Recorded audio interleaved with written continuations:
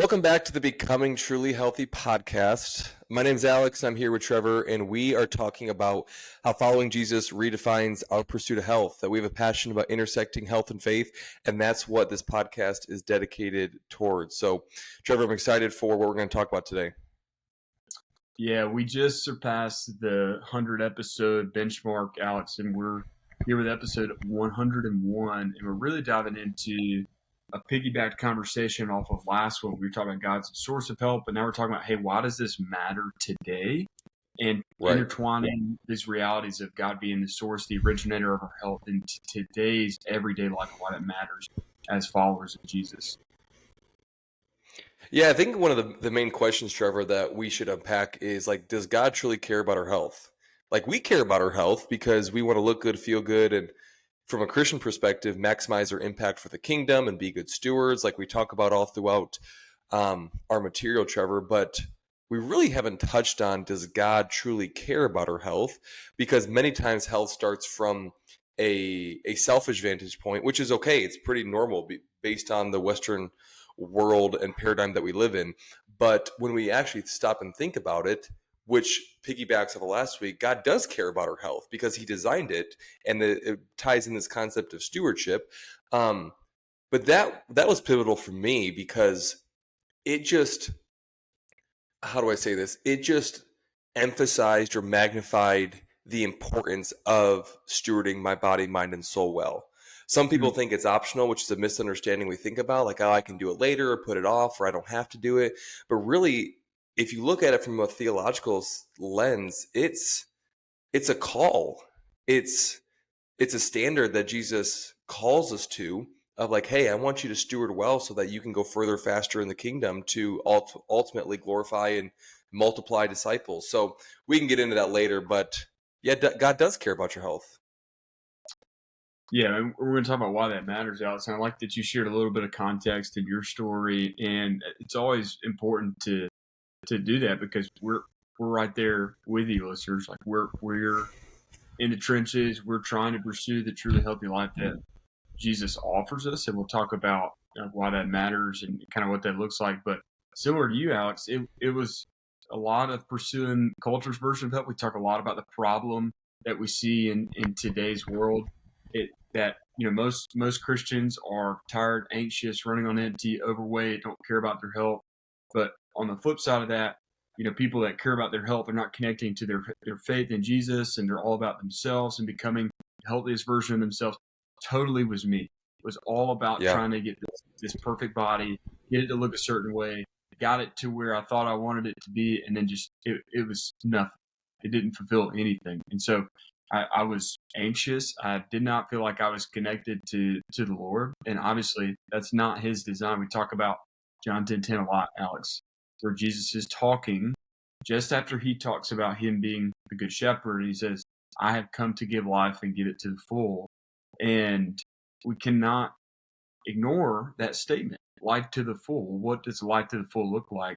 And, we're going to talk a little bit about that here. I want you to share some context in that as well before we dive into really why it matters. Yeah, I think for me, when I'm reading John 10:10 and I read that Jesus said, hey, I've come to give you life and give it to the full, immediately I think, well, do I have a full life? Do I have an abundant life? And I think through the lens of like, hey, how does this apply to me? And honestly, there have been many seasons where I didn't feel like I was living the abundant life. I was more running on empty rather than life to the full. And that was one of the many impetuses of becoming truly healthy, of Holo Health. And I truly believe when we are aligning our habits with God's design of health, we will experience a more full life than an empty life. Not to say that it's going to be running on full forever, because that's not the reality this side of eternity. But there should be a stark difference between a believer or follower of Jesus and a non-believer.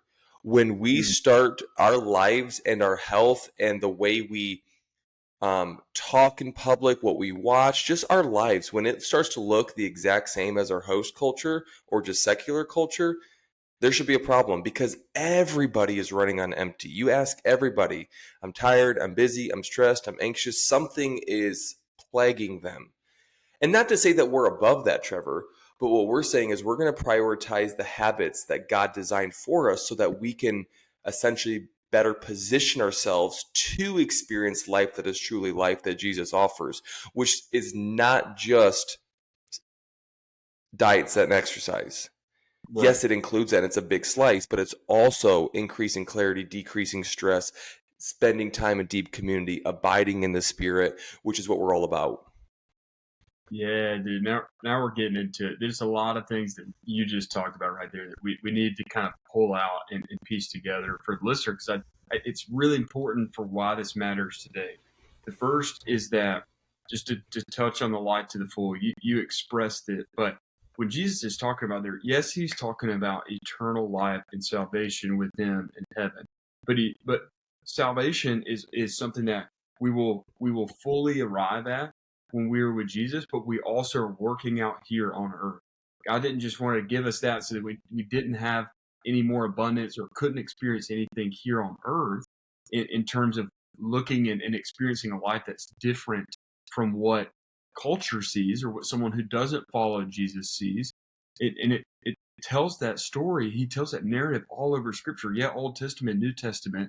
And so when you're talking about that, Alex, life to the full, we're talking about here on earth. We're talking about salvation, working out salvation on earth, and we're also talking about what rhythms and habits can I do to move towards that life rather than away. Because let's face it, Alex, God has given us as creation, as human, as man and woman, free will.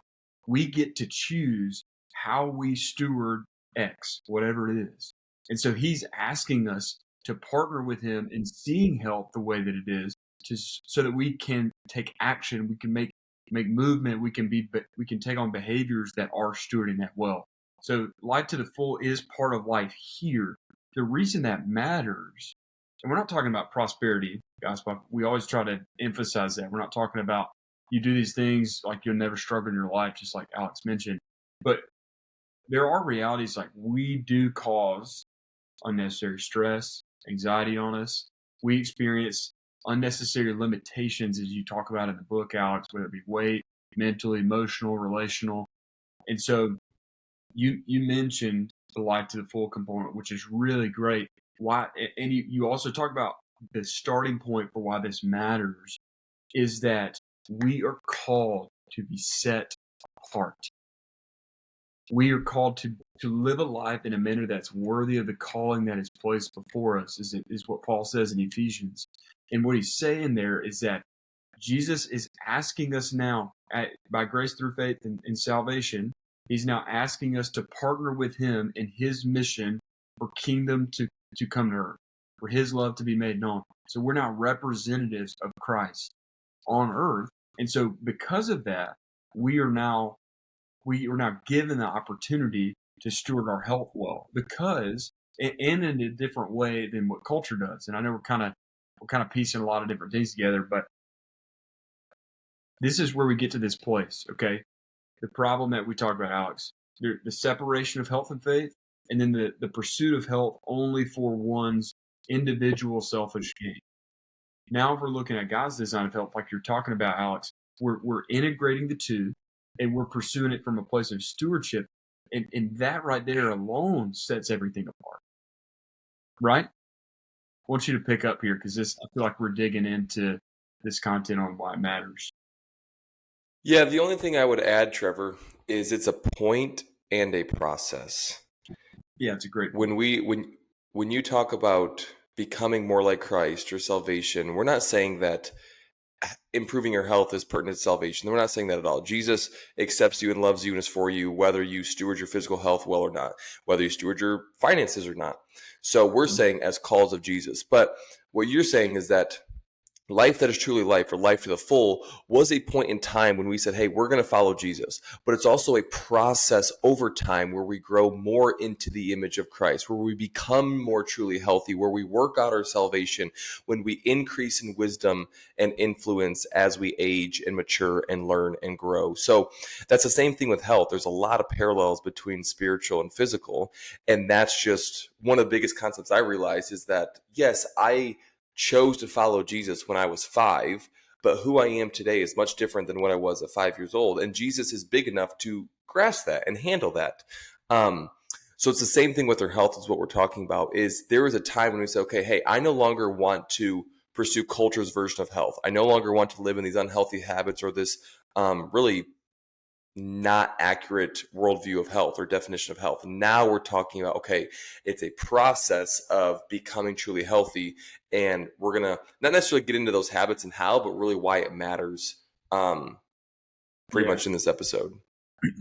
Yeah, Alex, let's just go ahead and dive into some of these points. And one of the first things is that it's a topic that you write about in the book, and it's really incredible to dig into.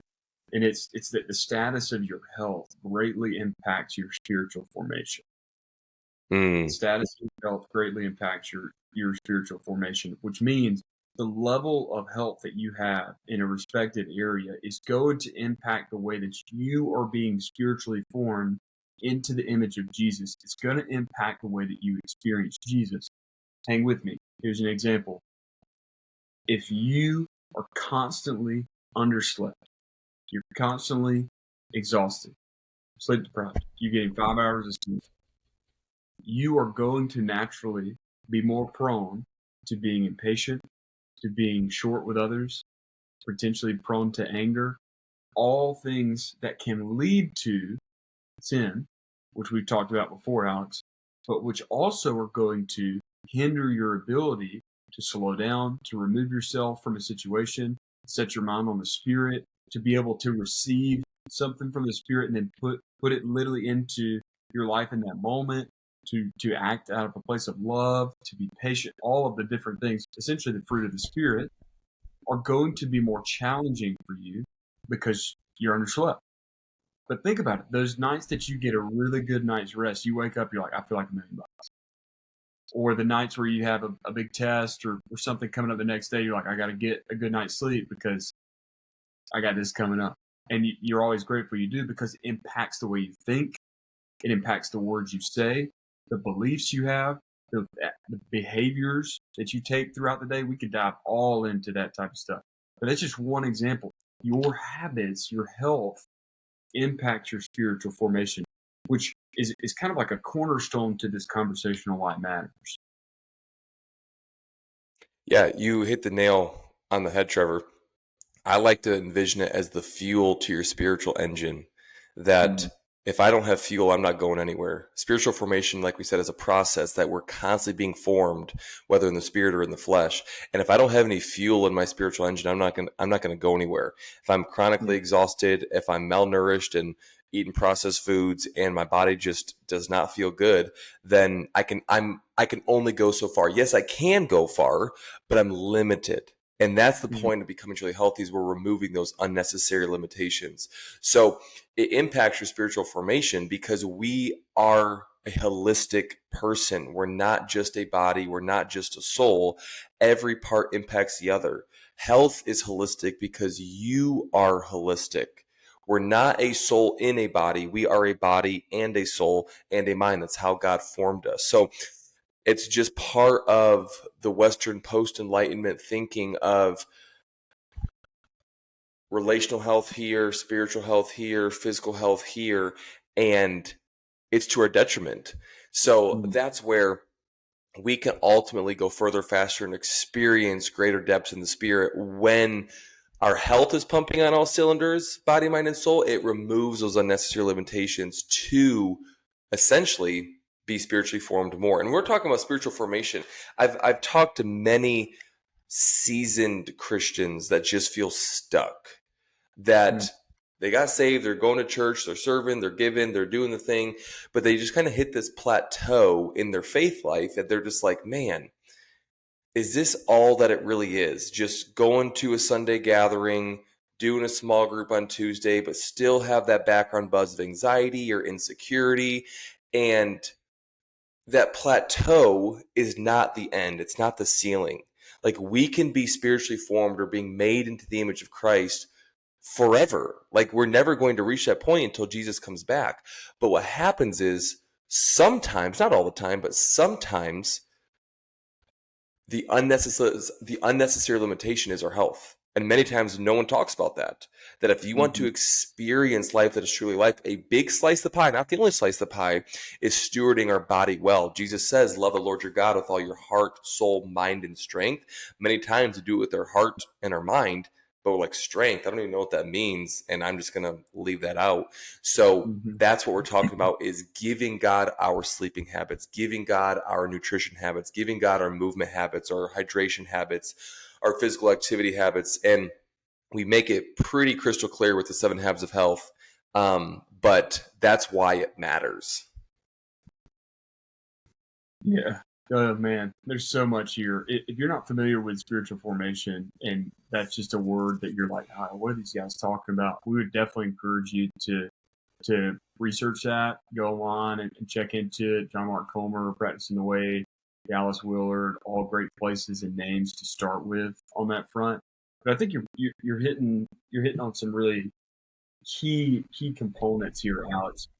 But what I want to dig into just a little bit is that what you noted is we've really inherited a version of Christianity that doesn't talk about the body, that doesn't integrate the body into the conversation. But Jesus clearly cares about us as an entire person. Jesus himself stewarded his body well. He had the capacity to walk from city to city. He had the capacity to help people. He was a carpenter. No one really talks about that for 30 years. That's not a very sedentary job. It's a very physically demanding job.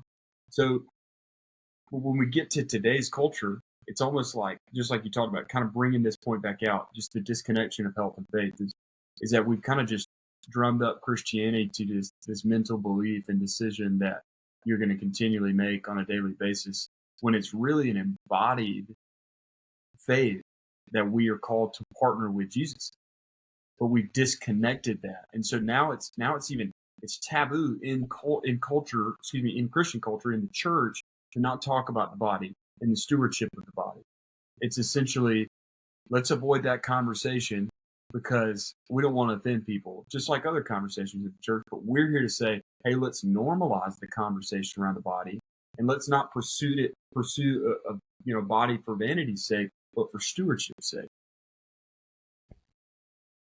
Yeah, I mean, I agree. And I don't, it's really easy to cast shade on the Big C church. And I try my best not to, because there's never a perfect church. It's run by humans. And it's really easy to just be like, oh, there's a disconnect and that's a problem, where it is. And it's a product of many variables.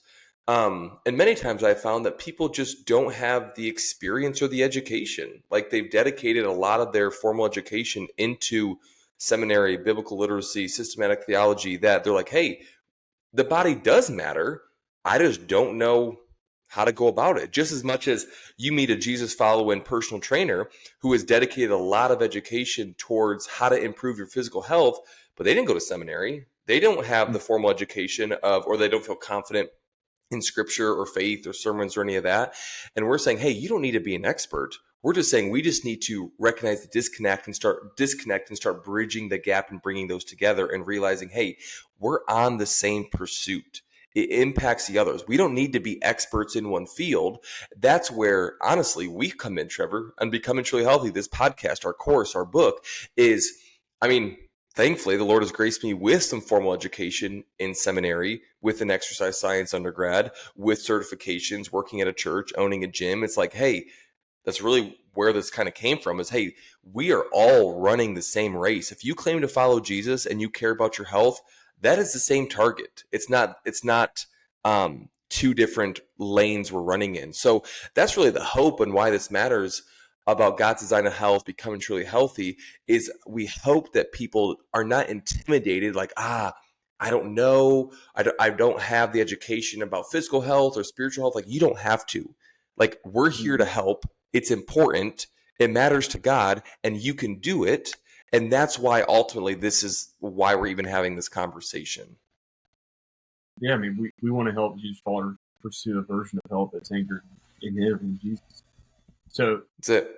if if you want to like keep learning, just a quick aside on those rhythms around how can I steward my body well, our free course, Becoming Truly Healthy course, is on YouTube. And you can literally access it there. It's available for anyone, everyone, as well as the digital workbook and the resources in the description.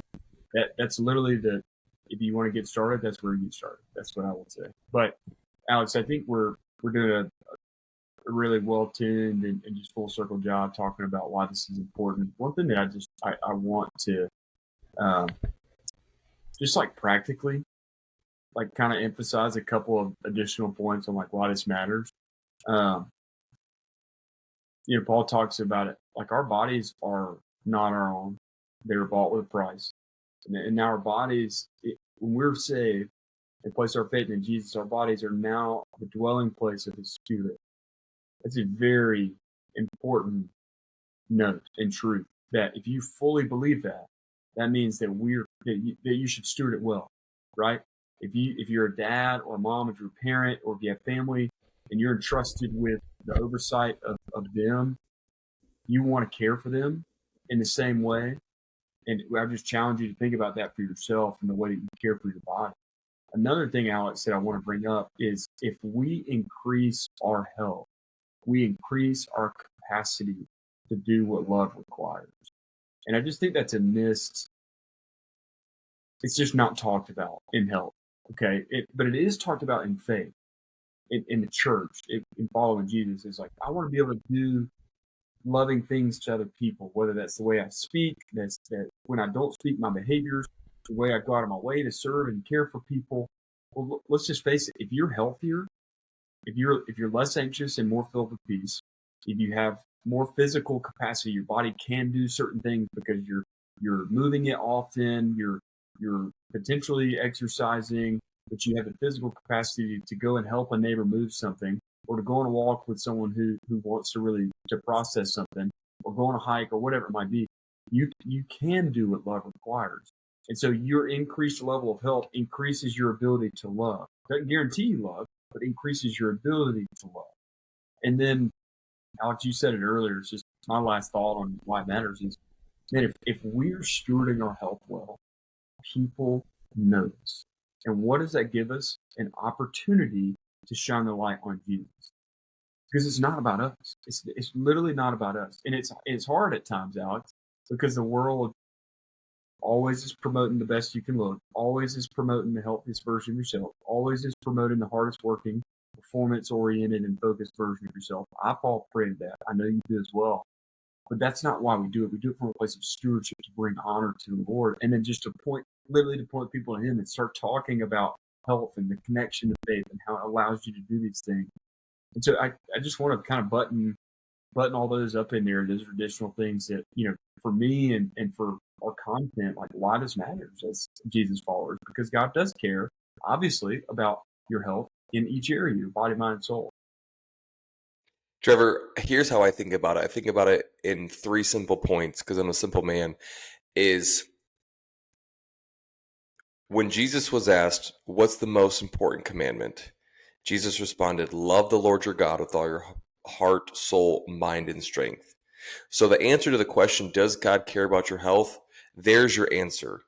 Because Jesus calls us and says, this is the most important commandment, to give every part of you to God, to love Him, experience Him fully and deeply, so that you can experience life that is truly life. So Jesus calls us to that. That's point number 1. It's a biblical mandate.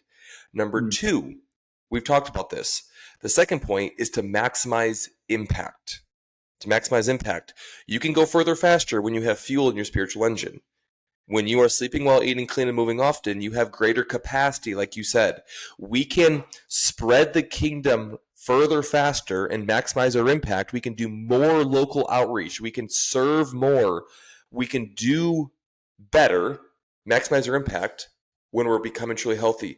And lastly, a healthier you makes a more loving you. It's a call because Jesus said that you will know that you're my disciples by the way you love. When I am dealing with my own mental and emotional weight, and I'm speaking from experience here, when I am acting out in the flesh and I am not abiding, I am unnecessarily limiting myself with overwhelm, with anxiety and stress, and I am not loving well, specifically the people in my closest circle. And Trevor and I just got back from vacation. He can attest to this, that this is 100% true. When I'm acting out in the flesh, I don't love well. But when I am abiding and surrendering and living in the spirit, which is more the mental, emotional, and spiritual side of health, I can love better, which again is another biblical call from Jesus. So it's Jesus tells us to do it. We can go further, faster, and maximize impact. And a healthier you makes you more loving you. So it increases your capacity to love better. Those are the three main reasons why this is important. I would 100% echo that. I did experience this firsthand and have many times, and so has Al on my end. And I share that to say, listeners, like, we are literally right beside you. And the point in what we're trying to do with Holo Health is to pioneer this pursuit and to redefine what it means to be healthy and to pursue a version of health that's anchored in Jesus. We're not perfect by any means, but we want to become more like Jesus. We want to love the Lord with all our body, mind, soul. And I just love this conversation. I hope that you understand at this point why it matters. Here's where you can kind of start your takeaways and how you can take this episode and really start to run with it is just reflect on your current view of health and ask yourself the question, is my current view of health being shaped more by culture or by Christ? Is my current view of health being shaped more by culture or by Christ? And then another question that you can ask yourself is, how would your life change if you saw health as a form of stewardship, not self-improvement? How would your life change if you saw health as a form of stewardship, not self-improvement? Those are just two application and takeaway questions that I just encourage you to sit with, journal, however you prefer to. Those will tell you a lot about why you're pursuing health, how you're pursuing it, and how to make adjustments from here. And just invite the Spirit to speak to you. Trevor, those questions are gold. Yes. I would honestly not add any to those. Those two, if you truly sit and chew and sift through those, that can change your life. And I encourage you more than just reflecting on those for the 30 seconds after this podcast is done, and more journaling them in the quiet morning moments, or going on a walk and disconnecting and saying, God, is it more culture or Christ? Or am I pursuing this as stewardship or self-improvement? And really be honest. That's part of habit number 5, Trevor, increasing clarity for us, which we can talk about later. So I love those, Trevor. I got nothing else to add, and this conversation was fun, so I appreciate it. Good, listeners. We hope you enjoyed the conversation. If you're listening on YouTube, go ahead and click subscribe. The more people that we get subscribed, the more it pushes this message about pursuing the truly healthy life Jesus offers. And then if you're listening on Spotify or Apple Podcasts, click follow so that you can not miss any future episodes. The next episode, we're going to be talking a little bit about misunderstandings and how some of those have led to us getting stuck, and how you might be getting stuck with some of those misunderstandings as well. So be sure to come back for the next episode of the Becoming Truly Healthy podcast. We'll see you then. See ya.